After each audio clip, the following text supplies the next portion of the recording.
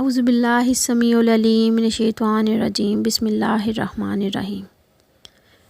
قرآن پاک کی پہلی سورہ سورہ فاتحہ ہے، جبکہ دوسری سورت سورہ بقرہ ہے۔ سب سے پہلے تو آپ کو یہ بتاؤں گی کہ سورہ بقرہ مدنی سورت ہے۔ سورہ بقرہ کے بعض مقاصد: اللہ تعالیٰ کے لیے سر تسلیم خم کر کے اسلام کو نافذ کرتے ہوئے زمین میں خلافت قائم کرنا اور بنی اسرائیل کے حالات سے متنبع کرنا اس صورت کے خصوصی موضوعات ہیں۔ اب کچھ تفسیر اس کی آپ کے سامنے رکھوں گی۔ اس سورہ میں بنی اسرائیل کی ایک گائے کے قصے کا ذکر ہے۔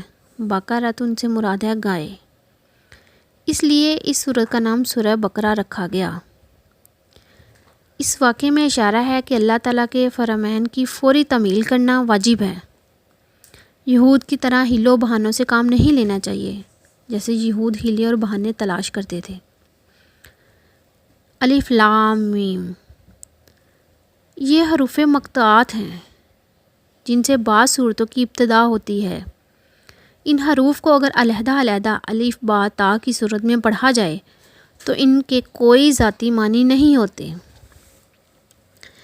لیکن یہاں ان کے ذکر میں کوئی نہ کوئی مقصد اور حکمت ضرور ہے، کیونکہ قرآن میں کچھ بھی بے مقصد نہیں۔ قرآن کی کوئی آیت، قرآن کی کوئی بات بے مقصد نہیں۔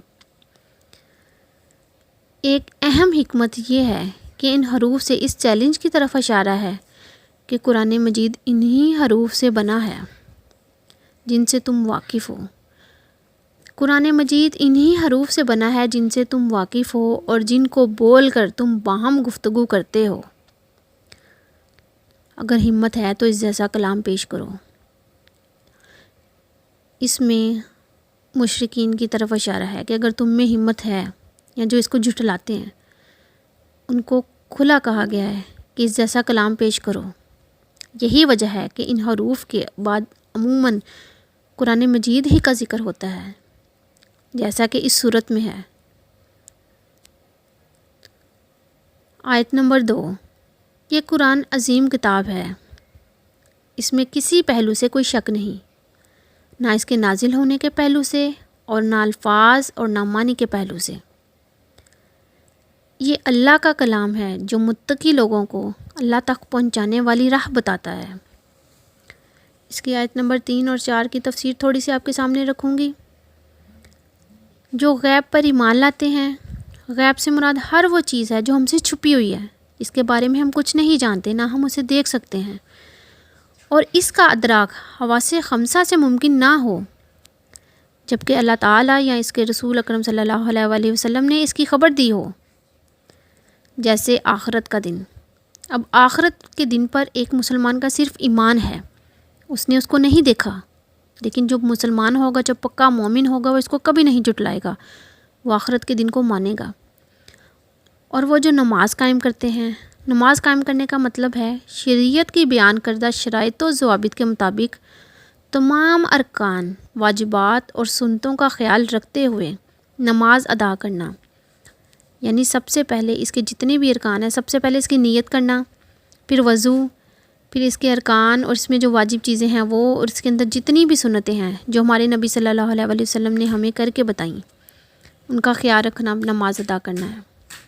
یہی وہ لوگ ہیں جو اللہ سے ثواب کی امید رکھتے ہیں اور اس کے دیے ہوئے رزق سے فرض زکوٰۃ ہم پہ فرض ہے، اور وہ ادا کرتے ہیں، اور اس کو خوشی سے ادا کرتے ہیں، اللہ کی راہ میں ادا کرتے ہیں، اور جبکہ نفلی صدقات کی صورت میں خرچ کرتے ہیں۔ نفلی صدقات جو بھی ہم صدقہ و خیرات کرتے ہیں وہ بھی خوش دلی سے ہم خرچ کریں غریبوں پہ۔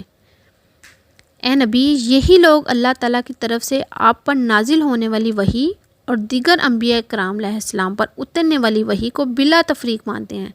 یہی وہ لوگ ہیں جو اللہ تعالیٰ کو بغیر دیکھے مانتے ہیں اور نبی صلی اللہ علیہ وآلہ وسلم کی ہر بات پہ عمل کرتے ہیں۔ نیز یہی لوگ آخرت کے قائم ہونے اور اس میں ملنے والی جزا و سزا پر پختہ اور کامل یقین رکھتے ہیں۔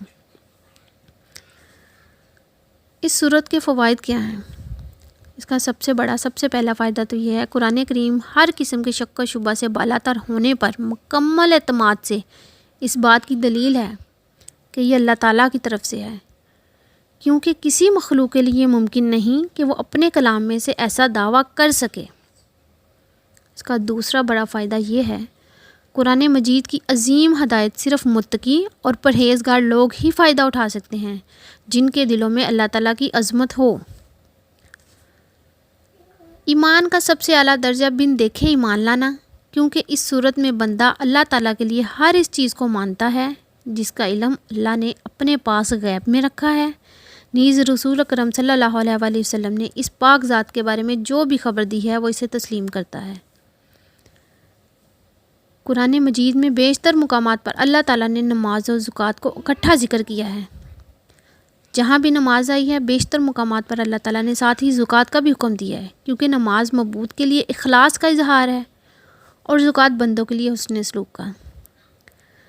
یہ دونوں سعادت اور نجات کا ذریعہ ہیں۔ جزاکم اللہ خیرہ۔